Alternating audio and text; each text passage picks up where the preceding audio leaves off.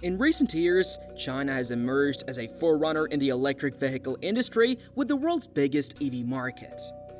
Be that as it may, the fast development and extreme contention in this space have brought serious security worries to the forefront. Battery fires, slowing down disappointments, and different flaws have become alarmingly normal, drawing an additional examination from both homegrown and unfamiliar authorities.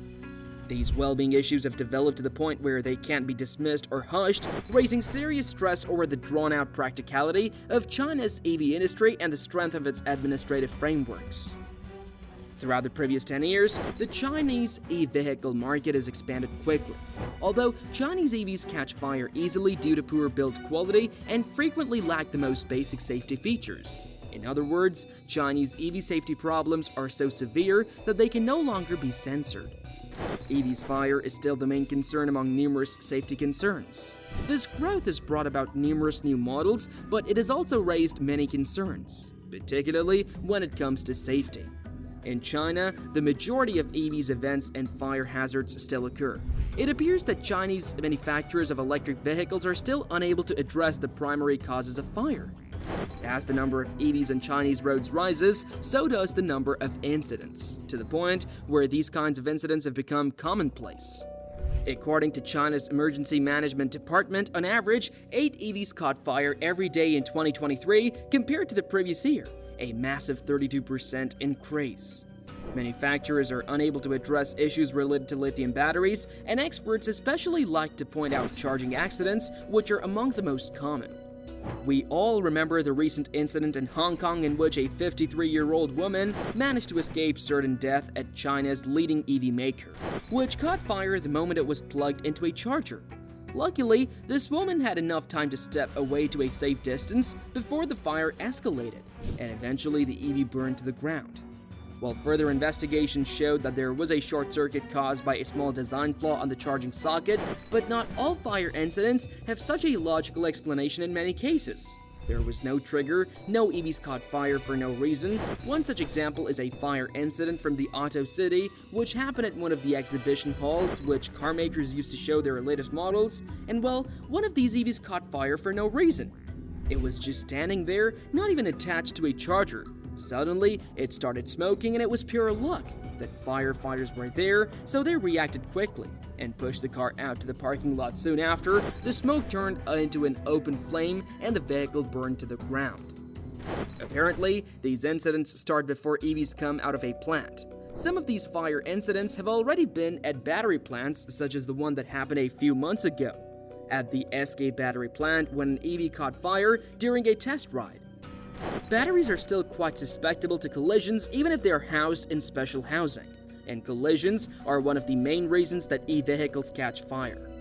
The issue was addressed by the Chinese government some time ago, and as a result, EV manufacturers are now required to design their batteries so that they won't catch fire or explode for at least 30 minutes, following a collision at 31 miles an hour. Nevertheless, it appears that not all EVs manufacturers are able to meet these requirements. One such instance is the toll station accident that occurred last summer in which an EV hit a total barrier and burned to the ground, leaving many people horrified. All 4 passengers of the Chinese-produced electric vehicle died when it crashed on the highway and caught fire immediately after.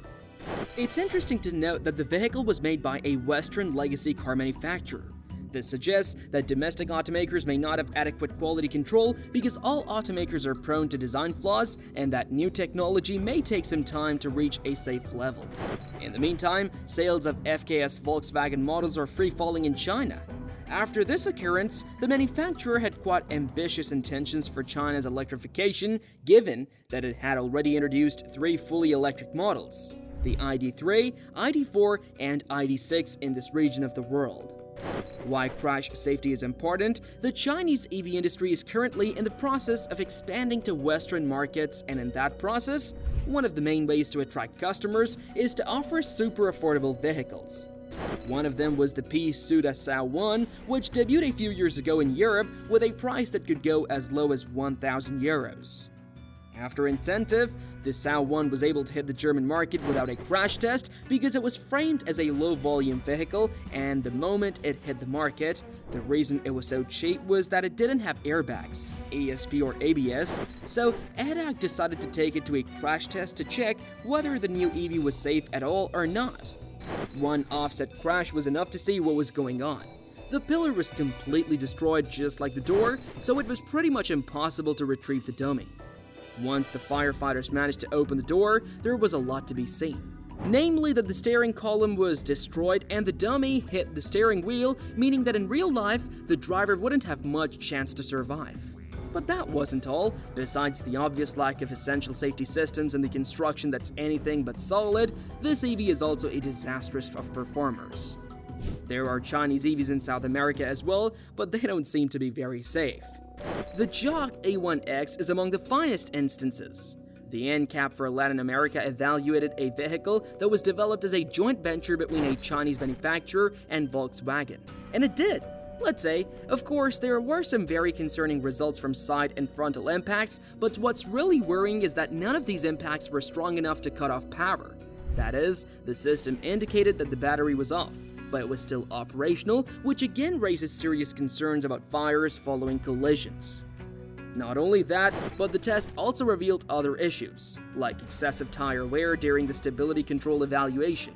Additionally, this electric vehicle only has 2 airbags, and ESC is an only option. These are definitely not features you would expect from a modern car, and it's even more surprising that more sophisticated systems, like automatic emergency braking or a lane keep assist, are not even offered. Chinese EVs' safety is structurally rigorous, and it goes beyond merely using relatively advanced active and passive technologies. The fundamental component of a safe car is its construction, which must be sturdy enough to withstand impact. Apparently, this isn't the case with some Chinese EVs. Many manufacturers sacrifice important quality features in order to reduce production costs and sell their cars at competitive prices. One of the best examples of this is Li Auto, which makes the model called One. The owner of one of these had a fairly pleasant rear-end collision with a truck, but the results were far more serious than you would expect from a collision of this kind. The vehicle's collision with the truck resulted in a completely fractured pillar, which caused the front passenger to suffer a broken nose and serious facial injuries, while the rear passenger also suffered a mild concussion. It was discovered that the AP alert was incredibly brittle, raising questions about the safety of vehicles made by one of the closest competitors. However, not only did the pillar section collapse, the airbags failed to deflate, leaving the occupants totally unprotected, which is why the AFF's injuries were a reasonable result. So, what are your views on the present condition of electric vehicles? Do share your views in the comment section below. If you enjoyed watching the video, don't forget to like, share, and subscribe to the channel.